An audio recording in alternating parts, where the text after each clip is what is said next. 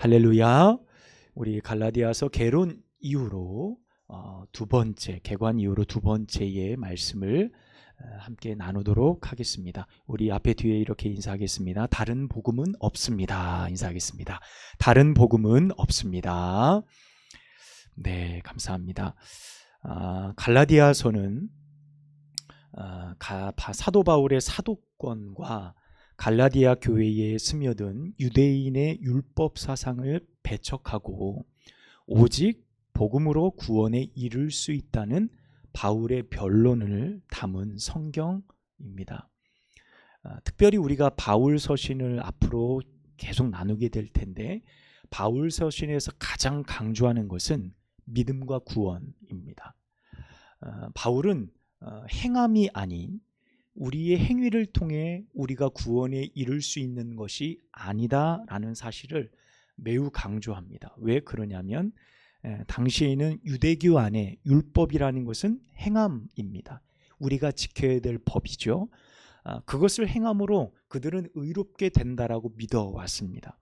그것의 역사도 굉장히 길었고 사상이 워낙 강력했기 때문에 그것을 정확하게 선을 긋고 예수 그리스도의 복음이 무엇인지를 그들에게 가르치기 위해서는 행함이 아닌 오직 믿음으로 너희가 구원을 받는다라는 사실을 그들에게 강조할 필요가 있었어요. 그래서 갈라디아서의 말씀이나 로마서의 말씀이나 여러 말씀들은 믿음과 구원을 굉장히 강조합니다. 그래서 우리가 말씀을 들으며 착각하지 않아야 될 것은, 우리가 전에도 야고보서를 함께 먼저 나누었죠. 야고보서는 어떤 말씀이었습니까? 행함을 강조하는 말씀이에요. 믿음이 있다 하면서 행함이 없으면 어떤 믿음이라 그랬죠? 죽은 믿음이다. 그래서 이 두 가지가 균형이 잘 잡혀 있는 것이 바른 믿음이고 신앙인데, 우리가 야고보서를 나눈 그 말씀의 의미를 가지고 바울 서신을 나눌 때, 믿음만 강조하니까 믿음이 제일인가 보다, 행함은 없어도 된다, 여러분 그렇게 말씀을 오해하거나 곡해하시면 안 됩니다. 그래서 말씀을 들 때는 강조점을 이야기하기 때문에 행함은 당연히 있는 것인데 그것을 먼저 강조하는 말씀이라는 사실을 염두하면서 여러분이 말씀을 들어야 오해가 없으십니다. 우리가 갈라디아서를 읽고 나아가면서 이 사실을 지속적으로 발견하게 될 겁니다. 믿음을 통해 구원에 이른다라는 이 사실입니다. 지난번 이제 우리가 개관을 통해서 함께 나눈 말씀들을 보면 오늘 또 1장 1절에 바울은 자신의 사도권에 관한 말을 먼저 꺼내게 됩니다.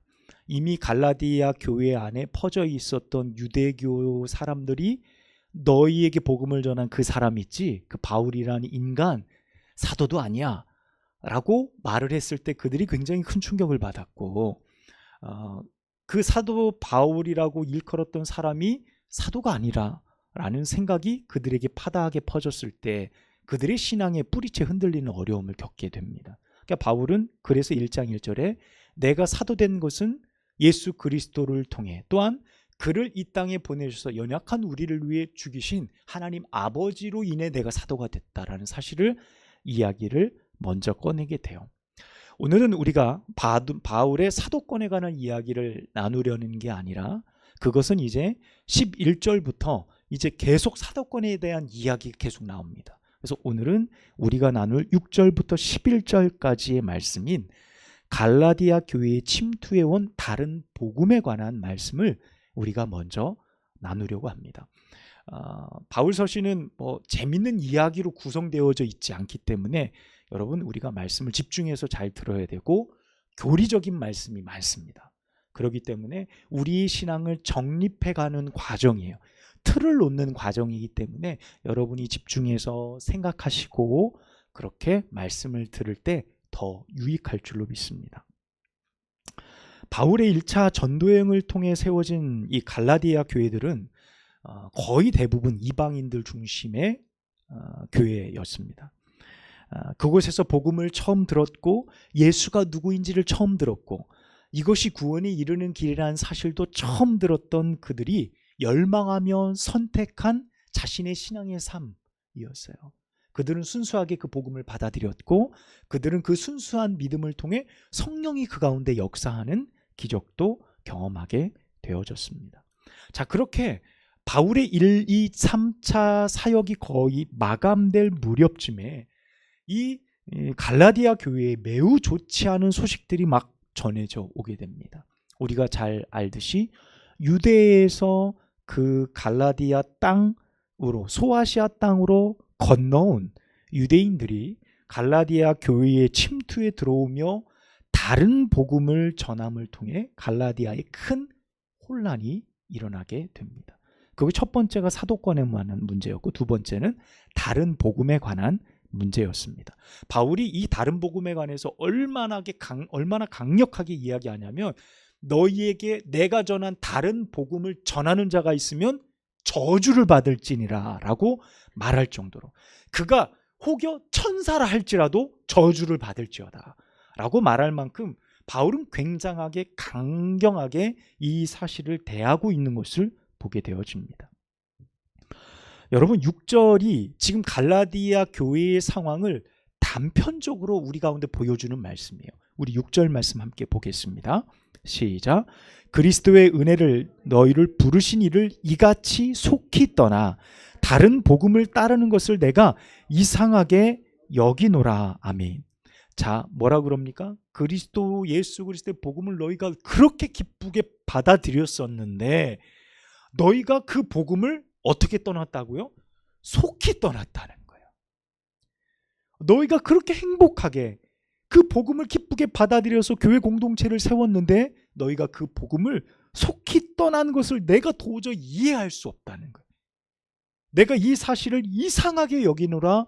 바울이 이렇게 생각할 만큼 갈라디아 교회의 상황이 심각했음을 알 수 있습니다. 바울은 지금 일어난 모든 상황을 이해하지 못하고 있죠. 왜 그렇습니까? 참 놀라운 것은요, 그들이 복음을 들었을 때 그리스도의 은혜를 경험했습니다. 성령의 은혜도 그들이 경험했어요. 그들이 복음을 따르겠다고 결단했어요. 그런데 여러분, 그 결단이 몇 년을 넘어서지 못하고 유대인들이 전파한 율법주의, 그것에 완전히 점령당해 버린 거예요. 그들은 왜요? 자신들이 지켜온 믿음을 이렇게 쉽게 떠나고 율법주의로 다시금 넘어갈 만큼 이렇게 어리석은 판단을 했냐는 거예요. 바울도 이 사실을 볼 때 이해할 수 없다, 이상하게 여기노라 라고 말할 만큼 지금 갈라디아 교회에 일어난 상황이 굉장히 이해하기 어려운 일이었음을 알 수 있습니다. 우리나라에 대표적인 이단들이 굉장히 많이 있습니다. 그 중에 아주 강경한 이단이 신천지가 있습니다. 신천지 하면 그들은 싫어합니다. 왜냐하면 그들은 정확한 명칭이 있어요. 예수교, 신천지 예수교 증거 장막 성전, 이게 이제 그들의 메인 타이틀 이름입니다. 교주인 이만희 씨가 유재열 장막 성전이라는 곳에, 이단이라는 단체 그 밑에서 배우다가 내가 차리는 게 낫겠다 하고서 나왔어요. 그래서 신천지를 하나 더 만들게 돼요. 그래서 신천지 예수교 증거장막 성전을 만들게 됩니다. 이 이단 단체를 창설하고 나서 이단의 계보를 계속 이어가게 돼요. 2000년도가 넘어오면서 신천지에서 모략이라는 단어를 통해서, 하나님의 모략 이런 단어를 통해서 그들이 거짓된 것도 하나님의 모략이라는 개념으로 세탁해버리죠. 그리고 만들어낸 게 추수꾼이라는 개념입니다. 기성교회에 그들은 타락했으니 우리가 그들을 구출해 와야 돼, 추수해 와야 돼라는 개념을 가지고 신천지 성도들을 세뇌해서 추수꾼이라는 명목으로 기성교회에 침투시키게 돼요. 그래서 기성교회 교인들을 유혹해서 성경 공부 명목으로 그들을 유혹하게 됩니다. 그렇게 기성교회 성도들을 끌어와 신천지화 시킨 인원이 한때는 20만 명이 넘었었어요. 한때는 20만, 거의 30만 가까이 된다는 얘기도 있었습니다. 그렇게 신도수를 자랑했는데 그들은 미혹한 사람들을 어떻게 하냐면 위장교회, 위장문화센터 상가에 임대를 해서 이름은 전혀 다른 교단 마크 달고, 그래서 그들을 데리고 와서 기초 성경 공부방으로 유혹을 하죠. 6개월의 과정을 하는 거예요. 비유풀이. 그 신천지 교리를 매일 가르칩니다. 매일 가르치는데 하루에 공부하는 양이 6시간 이상씩. 매일 6개월을 그렇게 가르칩니다. 그 과정을 완전히 다 배우고 나면요, 신앙의 가치와 교리가 완전히 바뀌어 버리게 됩니다. 그 과정 다 거치면 이만희를 재림예수라고 말해도 그들이 다 믿을 수 있는 단계까지 신천지 교리에 완전히 빠져들게 됩니다. 자, 그렇게 승승장구하다가 이제 신천지도 코로나 이후로 굉장히 어렵게 됐죠. 성도 수가 급감하게 됐고 코로나 주체로 한때 많이 어려움이 됐죠. 그래서 지금 현재는 10만 채 안 되는 인원 혹은 10만 언저리 되어지는 인원들로 되어지고 있고 쉽지 않다라는 얘기까지 계속 듣게 돼요. 신천지에서 탈퇴한 모임들도 굉장히 많이 생겨났고요. 신천지에서 나오게 되면 그냥 기성교회로 들어오는 것이 아니라 이단 상담을 해야 됩니다. 뭐냐면 교리가 완전히 뒤바뀌었기 때문에 기성교회에 정착을 할 수가 없어요. 신천지에 들어갔던 사람들이 나와서 교회에 왔는데 적응을 하지 못하는 거예요. 어떤 적응이 안 되냐면 말씀이 들어오질 않는다는. 왜냐하면 신천지 교리의 판으로 짜놓은 대로 성경을 보니까 성경의 해석이 맞질 않는 거예요. 그 신천지가 이단이라는 것도 알겠고 기성교회가 옳다는 것도 알겠는데 말씀은 들어오지 않는 거예요. 말씀이 들어오기까지 대략 평균적으로 몇 년 걸렸냐면 3년의 시간이 걸린다 그래요. 3년 정도가 돼야 이제서야 말씀이 제대로 들어오게 되어진다는 거예요. 그래서 도대체 신천지에 빠진 사람들 약 80%가요 기존 교회 성도들이에요. 기존 교회들에서 열심히 신앙생활하던 사람들이에요. 왜 그 사람들이 신천지에 빠졌는지 설문조사를 했습니다. 가장 큰 대답 1위가 여러분 무엇이었는지 아십니까? 처음 신천지라는 사람이 나에게 접근해 왔을 때 몰랐지만 나중에 가서 신천지라는 걸 알았을 때 그것을 판단한 기준이 있습니다. 한 가지 공통적으로 자기가 보기에 옳다라고 생각했대요.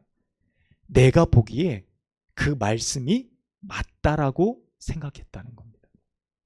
여러분 이 대답이요, 뭐 말씀이 대단히 뛰어나다, 뭐 어떤 사랑이 넘친다, 환경이 좋다 이런 게 아니라 말씀이 내가 보기에 옳았다는. 이야 새로운 말씀인데, 야 신기한데, 기존 교회에서 한 번도 듣지 못했던 말씀인데 이상해가 아니라 신선한데 이렇게 듣고 야 참 좋다, 내가 보기에 맞아 라는 생각을 했다는 거예요.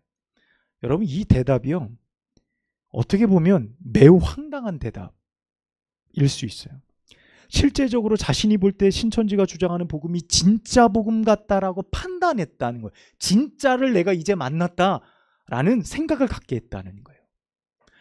여러분 전부는 아니겠지만 우리가 지금 나누고 있는 이 갈라디아 교회 안에 일어난 현상, 너희가 복음을 경험했는데 이 복음을 속히 떠난 이유, 그것을 도저히 바울은 이해할 수 없다라고 말하고 있습니다.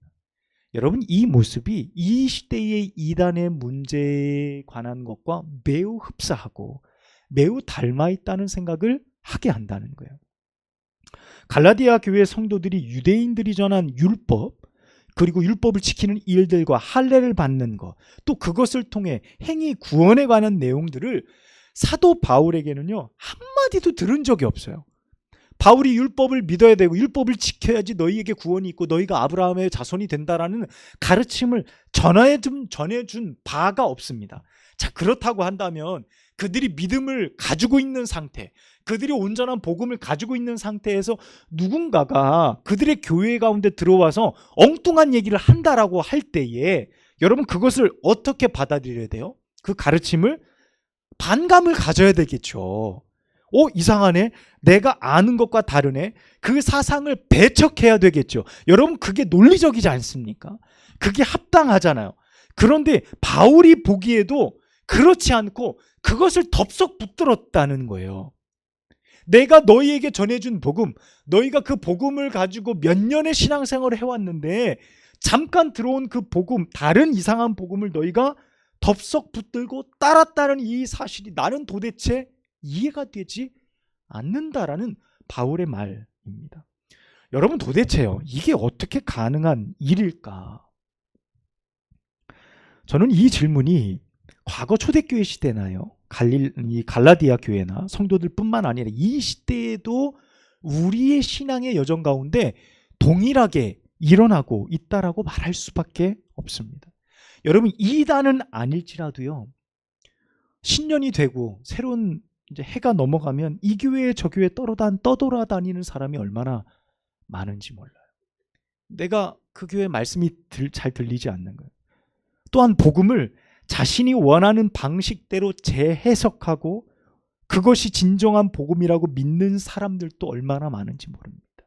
속히 다른 복음을 쫓았던 사람, 복음을 내가 원하는 대로 각색하는 사람들, 여러분 그 사람들도 얼마나 많이 있는지 알 수 없습니다. 바울이 말하는 거죠. 7절 말씀에 보면 다른 복음은 없나니 다 어떤 사람이 너희를 교란하여 그리스도의 복음을 변하게 하려 함이라. 여러분, 그리스도의 복음을 변질되게 하고 바꾸어 말하고 다 맞는데 무엇인가 다르고 다른 이야기들을 하는 일들이 그 당시에도 그런 시도들이 굉장히 많이 있었다는 거예요. 대표적으로는 유대인들이었겠지만 그 복음을 또 다른 색깔로 바꾸어서 원래 말하던 생명의 복음이 아닌 우리가 믿기 편한, 우리가 신앙생활하면서 껄끄러운 것들은 제하고 내가 원하는 것들만 취사 선택해 내가 믿는 복음이 옳다라고 말하는 모든 행위들도 이 7절의 말씀 가운데 다 포함된다는 거예요. 그런 복음이 이 시대에도 우리 주변에 얼마든지 발견할 수 있다는 겁니다. 바울은 이것을 보며 내가 도대체 이것을 이해할 수 없다, 이상히 여길 정도다라고 말합니다. 우리는 갈라디아서를 나누며 그때와 지금이 동일한 현상이 있음을 발견합니다. 여러분, 그 이유가 무엇일까요?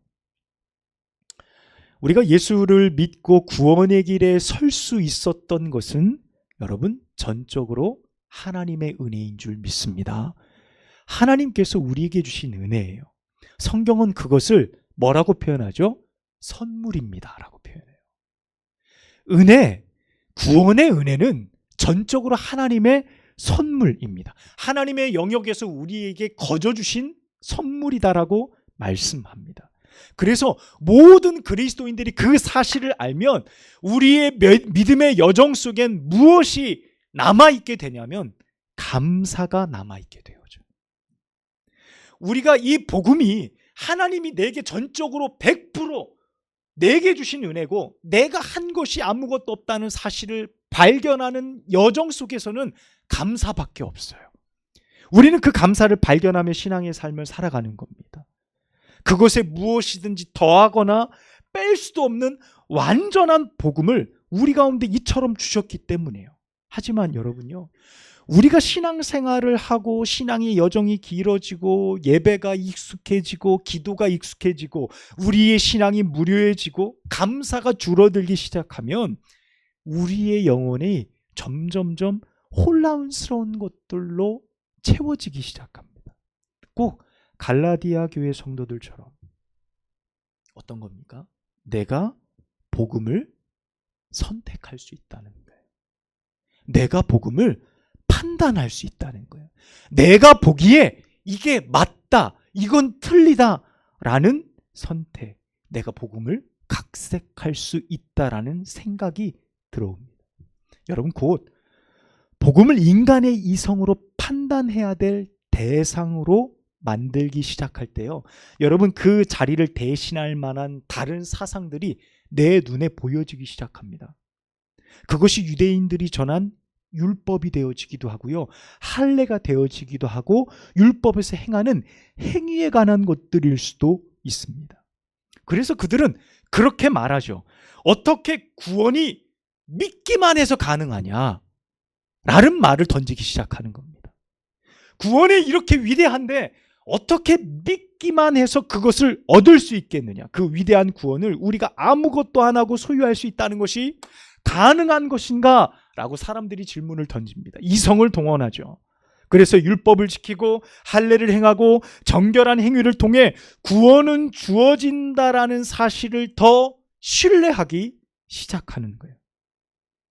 여러분, 그곳에는요, 인간의 고행, 열심 있는 행위를 통해 무언가 종교적인 경지에 이를 수 있다는 사상이 갈라디아 교회 성도들이 알고 있었던 복음을 알기 전에 있었던 종교적인 모든 형태의 것으로 그대로 나타나는 거예요. 복음은 그렇지 않았는데 유대인들이 전하는 매우 비슷한 이야기 같아. 그들도 하나님 이야기하고 말씀 이야기해요.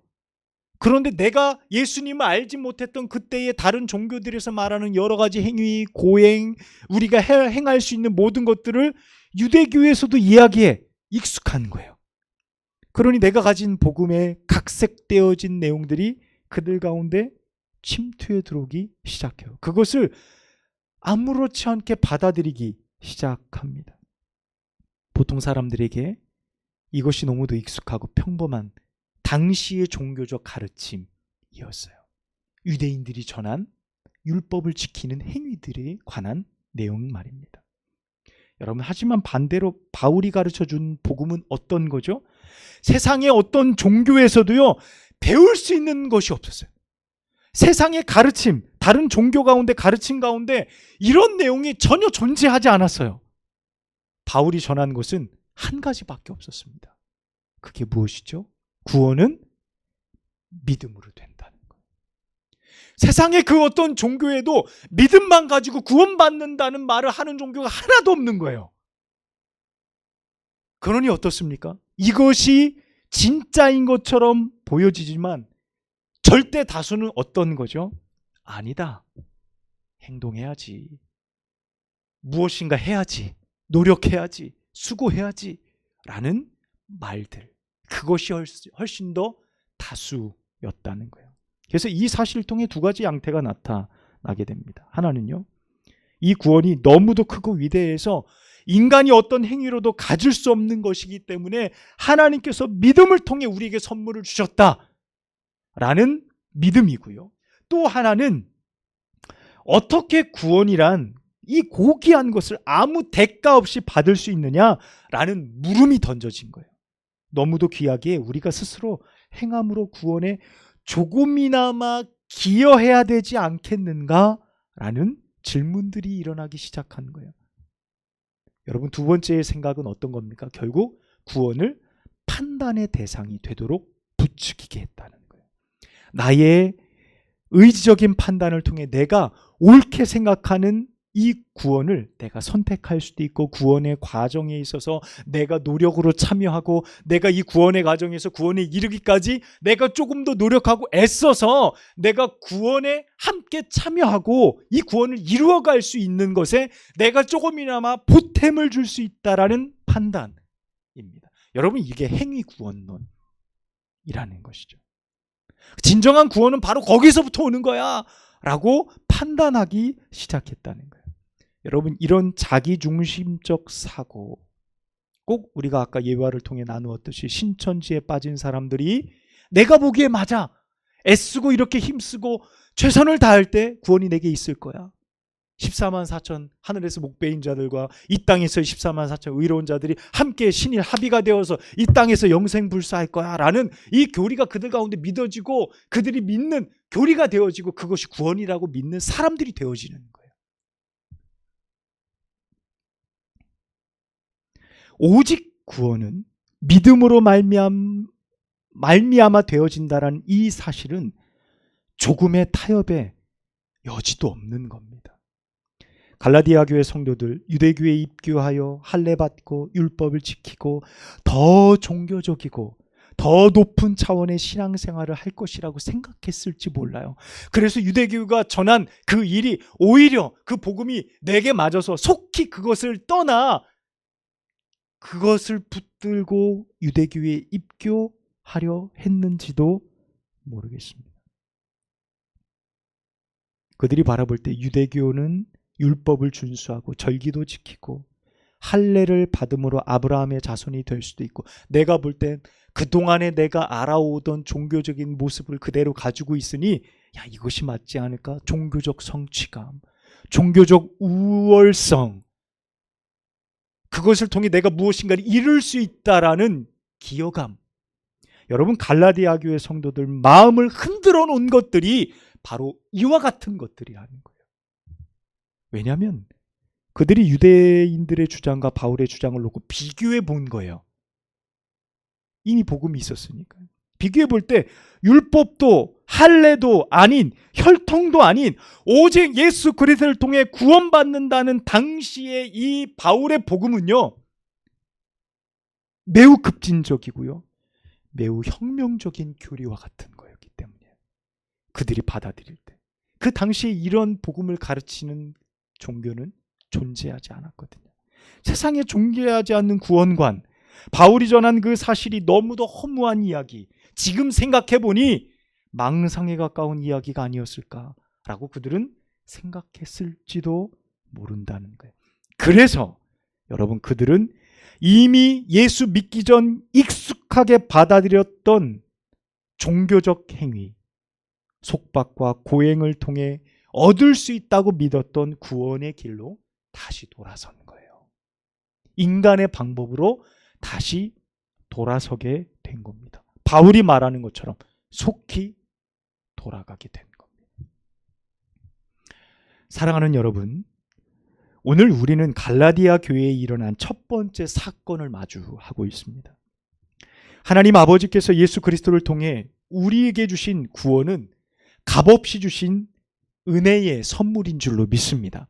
세상의 그 어떤 종교의 방법과 고행을 동원해서도 도저히 이룰 수 없는 구원을 예수 그리스도의 십자가를 통해 허락하여 주신 놀라운 구원의 길입니다. 이것이 누군가의 귀에는 허황되이 들리고 도저히 믿지 못할 말도 안 되는 이야기처럼 믿는 사람들도 있지만, 바울은 우리 가운데 이렇게 말하고 있습니다. 로마서 1장 16절의 말씀입니다. 내가 복음을 부끄러워하지 아니하노니 이 복음은 모든 믿는 자들에게 구원을 주시는 하나님의 능력이 됨이라. 첫 번째는 누구에게요? 유대인 너희들에게도. 둘째는 누구예요? 이방인 헬라인 너희들에게도 말이다. 내가 복음을 부끄러워하지 않는다는 이 말은 뭡니까? 당시에 이 복음을 전하는 것이 그만큼 어려운 일이야. 사람들에게 수많은 핍박과 손가락질을 당한, 야, 그게 무슨 복음이야? 그것으로 구원을 얻을 수 있겠어? 갈라디아 교회 성도들이 돌이켰던 것처럼 세상에는 수많은 고행과 사람들의 방법을 동원한 종교적 우월성들이 넘쳐나고 있는데, 예수 믿는다는 것은 믿음밖에 없습니다. 구원을 통해서, 믿음을 통해 구원을 받습니다, 은혜입니다라고 말할 때에 여러분, 그들에게는 그것이 부끄러운 대상이 되어줄 수도 있는 거예요. 바울은 확신합니다. 우리가 구원에 있어서 할 수 있는 것은 아무것도 없습니다. 오직 예수 그리스도의 십자가뿐입니다. 믿음뿐입니다 라는 말을 하고 있는 거예요. 그래서 말하죠. 나는 복음을 부끄러워하지 않습니다. 내가 믿는 이 복음이 생명입니다 라고 전하고 있는 것입니다. 사랑하는 여러분, 이렇게 여러분은 예수 그리스도를 믿으십니까? 여러분이 이렇게 예수님을 믿고 계십니까? 세상에 다양한 이유들이 있고요, 종교적 관습들을 뒤로 하고 오직 복음으로만 구원을 주시는 하나님의 능력을 여러분 믿으십니까? 오늘 갈라디아 교회에 일어났던 첫 번째 사건을 통해 우리의 신앙을 다시금 점검해 보십시오. 여러분의 신앙을 다시금 더 알아보십시오. 각색되어지고 변질되어진 복음의 모습은 아닌지 여러분 바라보십시오. 예수 한 분으로 부족하십니까? 무엇인가 더 채워야 됩니까? 아니요. 예수님으로 완벽합니다. 무엇이 문제입니까? 내가 예수님을 그렇게 믿지 않고 있기 때문에 그렇습니다. 여러분의 믿음을 다시 드높이십시오. 이 세상에 예수밖에 없음을, 오직 예수를 통해 우리에게 주시는 구원, 그 길밖에 없음을 여러분 확증하시는 여러분의 믿음 되시기를 축복합니다. 기도하겠습니다. 하나님 아버지, 오늘 갈라디아 교회에 일어났던 유대교회의 다른 복음, 혼란스러웠던 그 상황들을 말씀을 통해 배우게 하시니 감사합니다. 내게 주신 생명의 복음 예수 그리스도가 우리 가운데 이처럼 소중할진데 우리는 그 복음을 어떻게 내 마음 가운데 새기며 살아가고 있습니까? 변질됐습니까? 주여, 각색되어지고 내가 원하는 대로 나의 복음을 다른 것으로 생각하며 받아들이고 있습니까? 주여, 하나님의 말씀대로, 하나님께서 내게 가르쳐 주시고 내게 알려주신 대로 그 복음을 다시금 온전히 세워가게 하여 주옵소서. 오직 구원은 믿음을 통해 예수 그리스도를 통하여 우리에게 주어짐을 믿습니다. 그 어떤 인간의 노력도 필요하지 않습니다. 천사의 놀라운 능력, 인간의 우월한 어떤 종교적인 희생과 애씀, 그 어떤 것도 구원에 단 한 가지라도 기여할 수 없음을 믿음으로 고백합니다. 오직 하나님이 우리에게 주신 은혜이며 선물입니다. 그 사실을 잊지 아니하며 우리의 신앙 가운데 감사만이 흘러 넘칠 수 있도록 축복하여 주옵소서. 우리가 갈라디아서의 말씀을, 그 말씀의 여정을 지나갈 때 이 사실이 더욱 선명하게 드러나게 하여 주시고 예수 그리스도를 통하여 세상 가운데 그 어떤 것과도 바꿀 수 없는 놀라운 복음 안에 깊이 빠져드는 저희 모두가 되어지도록 축복하여 주옵소서. 예수님의 이름으로 간절히 기도하옵나이다. 아멘.